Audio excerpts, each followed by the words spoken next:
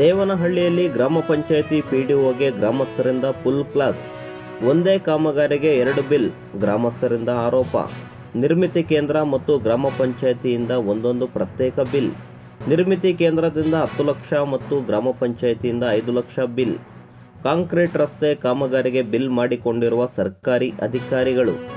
ಬೆಂಗಳೂರು ಗ್ರಾಮಾಂತರ ಜಿಲ್ಲೆಯ ದೇವನಹಳ್ಳಿ ತಾಲೂಕಿನ ರಾಯಸಂದ್ರ ಗ್ರಾಮ 2 ಬಿಲ್ ಮಾಡಿಕೊಂಡಿರುವ ಬಗ್ಗೆ ತನಿಖೆ ನಡೆಸುವಂತೆ ಒತ್ತಾಯ.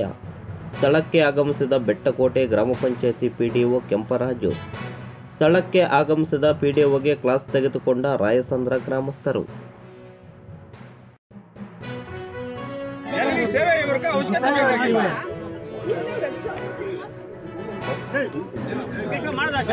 ವ್ಯಕ್ತಿ ನಾವು ಸೆಕೆಂಡ್ ಇಯರ್ ಟ್ಯಾಕ್ಸ್ ಸರ್ ಇಲ್ಲಿ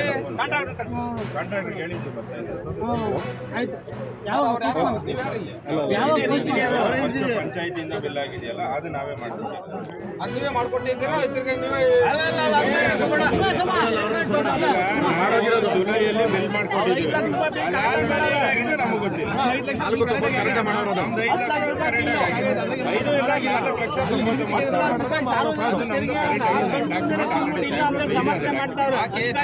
5 ಊರ್ ಪಡೈತಾ ಮಾಡ್ತಾವ್ರೆ ಇವರು.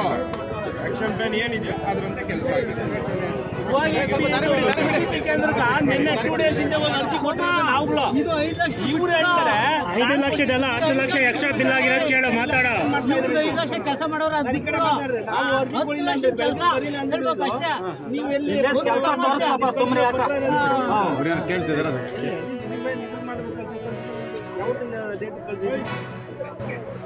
ತಕ್ಷಣ ಮಾಡಿದೀವಿ. ಎಲ್ಲಿ ಮಾಡಿದ್ರಿ ತೋರಿಸಿ.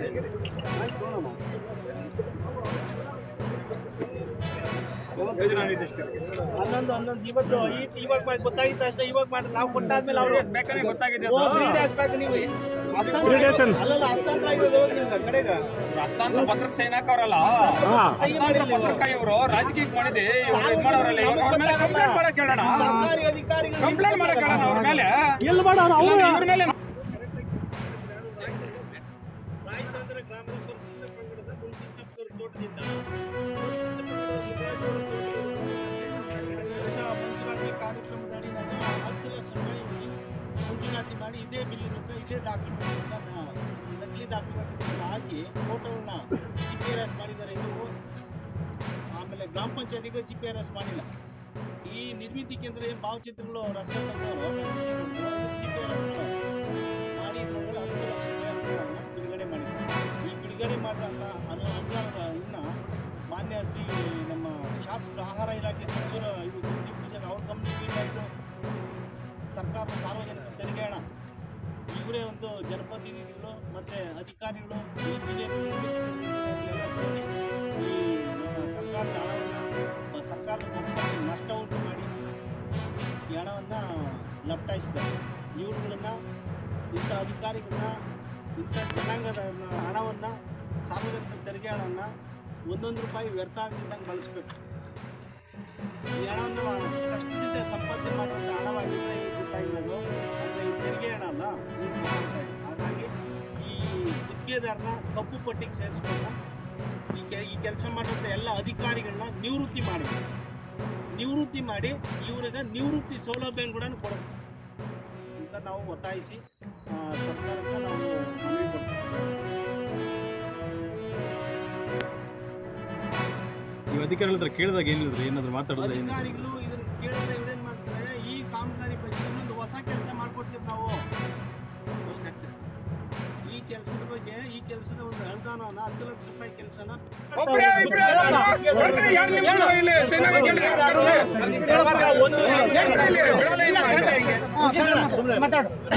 ಪ್ರವರ್ಗ ಒಂದು ನಿಧಿ ಒಳ್ಳೆ ಕಾಮಗಾರಿ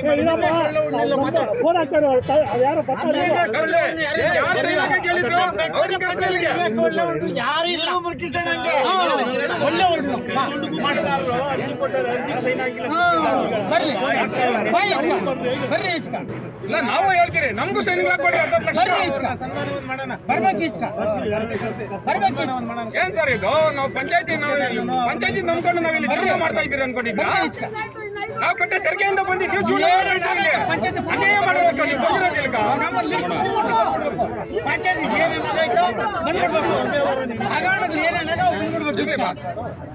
ಪಂಚಾಯತಿಗ ಹಗರಣ ಏನೇನಾಗವ ಎಲ್ಲ ಹೆಚ್ಚು ಬಂದ್ಬಿಡ್ಬೇಕು. ಎಲ್ಲ ಬೇಕಾಗಿರೋದು ಪೂರ್ತಿ ಬೇಡ. ಏನಾಗ್ತದೆ ಯಾರು ಹೇಳಿದ್ರು? ಲೋಕರು ಮಧ್ಯವರ್ತಿ ದಳ್ಳಾಳಿ ಕರ್ಸಲಿಲ್ಲ. ನಿಮ್ದು ಯಾವ ದೊಡ್ಡ ವ್ಯಕ್ತಿ ಅವನು ಹಾಳು ಮಾಡೋನು ಅವನು. ನೀನ್ ಎಷ್ಟು ತಗೊಂಡಿದ್ದೀನಿ ಒಳಗಡೆ ನಿನ್ಗೂ ಅವನ್ಗೆ ಸಂಬಂಧ ಕರ್ಸಲಿಲ್ಲ ಅವನ್ಗೆ. ಇದೇ ತರ ಎಷ್ಟು ಕೆಲಸ ಮಾಡಿದ್ರ, ಎಷ್ಟು ಖಾತೆಗಳು ಮಾಡಿದ್ರ ಅನ್ಯಾಯವಾಗಿ. ಅವನು ನೀನು ಸೇರಿ ಅನ್ಯಾಯ ಮಾಡೋದಕ್ಕೆ ಬಂದಿದ್ದೀರಿ ಇಲ್ಲಿ ನೀವು. ಸಿಕ್ಕೋದೇ ಇಲ್ಲ. ಬಡವ್ರ ಜನಗಳಂದ್ರೆ ನಿಮ್ಗೇನು ಲೆಕ್ಕ ಇಲ್ಲ. ಯಾರು ಉಲ್ಲಂಘನೆ ಮಾಡಿದಾರ ಅವ್ರು ಶಿಕ್ಷೆ ಅಲ್ಲೇ ಕಳಿಸಿ ಹೋಗೋಣ. ಯಾರು ತಪ್ಪೋದು ಅವ್ರ ತನಿಖೆ.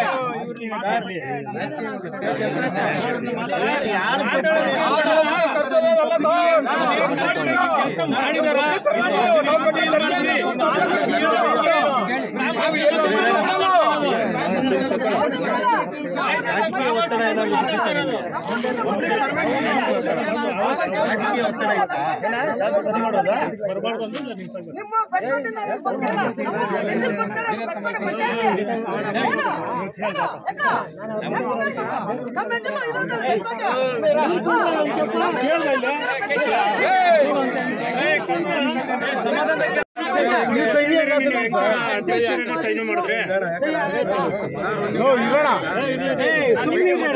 ನಾವು ನಿಮಗೆ ಮೊದಲೇ ಹೇಳ್ದಂಗೆ ಹಸ್ತಾಂತರ ಪತ್ರ ಒಂದು ಬಿಟ್ರೆ ಏನು ಕೊಡೋದಿಲ್ಲ. ಅವರು ಏನು ಕೊಡೋದಿಲ್ಲ ಸರ್. ಯಾವ್ದಾದ್ರು ಒಂದು ವೈಟ್ ಶೀಟ್ ಕೊಟ್ಟರೆ ನೀವು ಸೈನ್ ಆಗ್ತೀರಾ?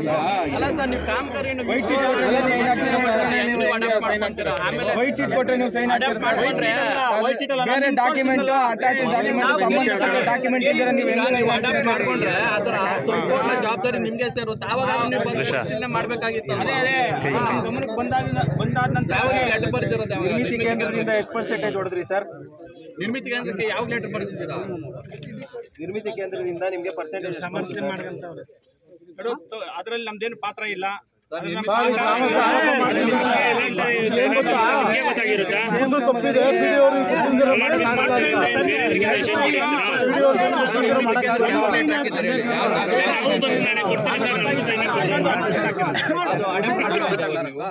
ಅದು ಜುಲೈಯಲ್ಲಿ ಸರ್. ನಿಮಗೆ ಸರ್ ಅಂದ್ರೆ ನಮ್ಗೆ ಅದು ಹೇಳಿದ್ರಂತೆ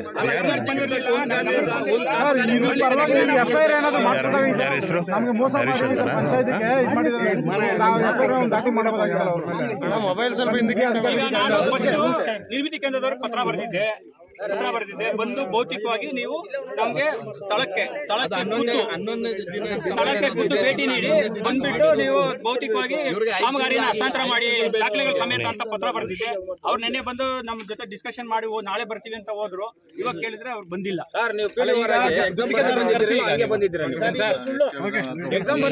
ಅಲ್ಲ ಸರ್, ಈಗ ಹರೀಶ್ ಅವ್ರದ್ದು ಯಾರ್ದೋ ನಿಮ್ಮ ಮೇಲೆ ಸಿಗ್ನೇಚರ್ ವಿಚಾರವಾಗಿ ಹರೀಶ್ ಅವ್ರದ್ದು ಏನೋ ಪಾತ್ರ ಇದೆ ಅಂತ ವರ್ಷದಲ್ಲಿ ಬೇರೆ ಬೇರೆ ಸ್ಕೀಮ್ಗಳಲ್ಲಿ ಉದಾಹರಣೆ ವರ್ಗ ಹೊಂದಿರ್ಬೋದು, ಅಥವಾ ಅಧ್ಯಯನ ಹಣಕಾಸು ಇರ್ಬೋದು, ಅಥವಾ ಉದ್ಯೋಗ ಖಾತ್ರಿ ಇರ್ಬೋದು, ಕ್ರಿಯಾ ಯೋಜನೆಗಳು ಮಾಡ್ತಾ ಇರ್ತೀವಿ, ಕಾಮಗಾರಿಗಳನ್ನು ಸೇರಿಸ್ತಾ ಇರ್ತೀವಿ. ಆದ್ರೆ ನೀವು ಈ ಒಂದು ಜಾಗದಲ್ಲಿ ಈ ಒಂದು ಕಾಮಗಾರಿನ ಯಾವುದೇ ಸ್ಕೀಮ್ ಅಲ್ಲಿ ನೀವು ಅಳವಡಿಸ್ಕೊಂಡಿಲ್ಲ ಅಂತ ಹೇಳ್ಬಿಟ್ಟು ನಮ್ಗೆ ದೃಢೀಕರಣ ಕೊಡಿ ಅಂತ, ಅಂದ್ರೆ ನೋ ಅಬ್ಜೆಕ್ಷನ್ ಸರ್ಟಿಫಿಕೇಟ್ ತಗೋಬೇಕಿತ್ತು. ನೋ ಅಬ್ಜೆಕ್ಷನ್ ಸರ್ಟಿಫಿಕೇಟ್ ತಗೊಂಡಿಲ್ಲ.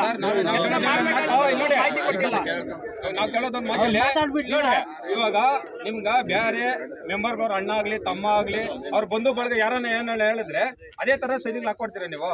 ಪಕ್ಕ ಕೊಡ್ತಾರೆ. ಹಾಕೊಡ್ತೀರಾ?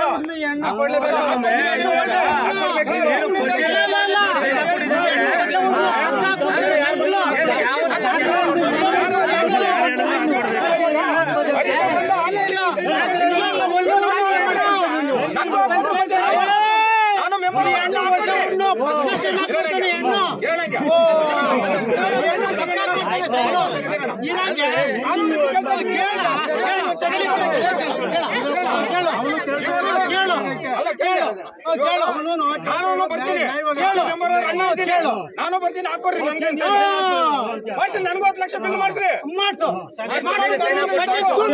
ಬಂದು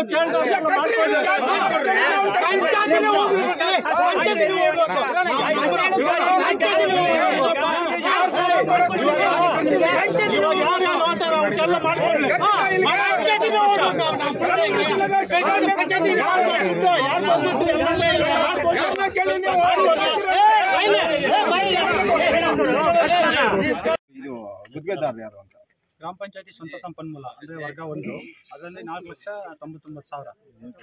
ನಾವು ಏಪ್ರಿಲಲ್ಲೇ ಗ್ರಾಮ ಪಂಚಾಯತಿ ಸಾಮಾನ್ಯ ಸಭೆಯಲ್ಲಿ ಆಕ್ಷನ್ ಪ್ಲಾನ್ ಮಾಡಬೇಕು ಅಂತ ಹೇಳ್ಬಿಟ್ಟು ಡಿಸೈಡ್ ಮಾಡಿ ಆಕ್ಷನ್ ಪ್ಲಾನಲ್ಲಿ ಈ ವರ್ಕ್ನ ಸೇರಿಸಿದ್ವಿ.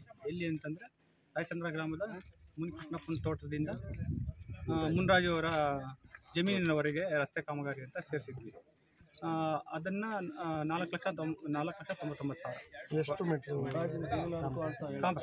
ಕಾಮಗಾರಿ 40.9 ಕಾಮಗಾರಿ ಮುಕ್ತಾಯ ಆಗಿ ಇದು ಜೂನಲ್ಲಿ ಮುಕ್ತಾಯ ಆಗಿದೆ. ಗುತ್ತಿಗೆದಾರರು ಚನ್ಕೇಶ್ವ ಅಂತ.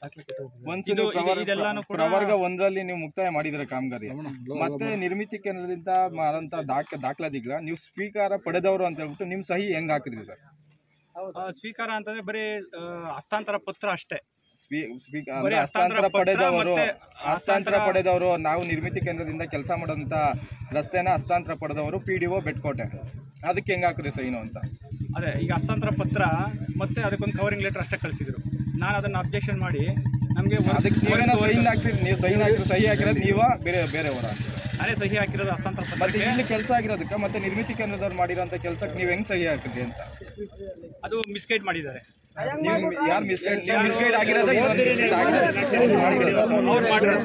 ಅವ್ರು ಮಾಡಿರೋದು, ಬಟ್ ಯಾರು ಅಧಿಕೃತವಾಗಿ ಬಂದಿರಲಿಲ್ಲ. ಪರಿಶೀಲನೆ ಮಾಡ್ದಿರಾ ಸಹಿ ಹಾಕಿದ್ರ? ಇಲ್ಲ, ಪರಿಶೀಲನೆ ಅಂತಂದ್ರೆ ಬರೀ ಪೇಪರ್ ಏನೋ ಹಸ್ತಾಂತರ ಪತ್ರ. ಅದಕ್ಕೆ ನಾನು ಮಾಡಿದೆ ಅಬ್ಜೆಕ್ಷನ್ ಮಾಡಿ ನೀವು ಎಂಟೈರ್ ವರ್ಕ್ ಬಿಲ್ ಒಂದು ವರ್ಕ್ ಆರ್ಡರ್ ಏನು ಇಲ್ದಿರ ನೀವು ಹೆಂಗ್ ಸಹಿ ಹಾಕಿದ್ರಿ? ಬೇರೆ ವ್ಯವಸ್ಥೆ ಇರೋದು ಹೆಂಗೆ ಏನ್ ಗೊತ್ತಾ? ನಿರ್ಮಿತಿ ಕೇಂದ್ರದ ಹತ್ರ ಫೈಲ್ ಇಟ್ಕೊಂಡು ಕಾಮಗಾರಿ ಪರಿಶೀಲನೆ ಮಾಡಲ್ಲ ಸರ್ ನೀವು? ಕಾಮಗಾರಿ ಪರಿಶೀಲನೆ ಮಾಡ್ತೀವಿ, ಬಟ್ ಈಗ ನೋಡಿ ದೊಡ್ಡಸಳ್ಳಿಯಲ್ಲಿ ಕೆಲಸ ಆಗಿದೆ. ಇದೇ ಕಾಮಗಾರಿ ನೀವೇ ಮಾಡಿದ್ದಾರೆ, ನಿಮ್ಮ ಸಂಸ್ಥೆಯಲ್ಲಿ ಕಾಮಗಾರಿ ಆಗಿದೆ. ಇದೇ ಕಾಮಗಾರಿಗೆ ನಿಮ್ಮ ಗ್ರಾಮ ಪಂಚಾಯತಿ ವ್ಯಾಪ್ತಿಯಲ್ಲಿ ಮಾಡ್ತಾರೆ ಅಂದ್ರೆ ನಿಮ್ಮ ಅಲ್ಲಿ ಏನಾಗಿದೆ ಅವರು ಅಪ್ರೂವಲ್ ಮಾಡ್ತಾರೆ. ಅಲ್ಲೇನಾಗಿದೆ ಅಂತಂದ್ರೆ ಸ್ಪೆಸಿಫಿಕ್ ಆಗಿ ಇಲ್ಲಿಂದ ಇಲ್ಲಿಗೆ ಅಂತ ಇಲ್ಲ, ಸ್ಪೆಸಿಫಿಕ್ ಆಗಿ ಇಲ್ಲಿಂದ ಇಲ್ಲಿಗೆ ಅಂತ ಇಲ್ಲ. ಆದ್ರೆ ರಾಯಚಂದ್ರ ಗ್ರಾಮದಲ್ಲಿ ಅಂತ ಇದೆ. ಅದು ಮಿಸ್ಗೈಡ್ ಮಾಡಿ ಅದೇನೋ ಇಂಜಿನಿಯರ್ ಬಂದಿಲ್ಲ. ನಿರ್ಮಿತಿ ಕೇಂದ್ರದವ್ರು ಮಾಡಿರೋ ಕೆಲಸ ಹಸ್ತಾಂತರ ಪ್ರತಿನ ಕೊಟ್ಟಿದ್ರಲ್ಲ ಸರ್, ಇಂಜಿನಿಯರ್ ಬಂದಿಲ್ಲ, ಯಾರು ಬಂದಿಲ್ಲ,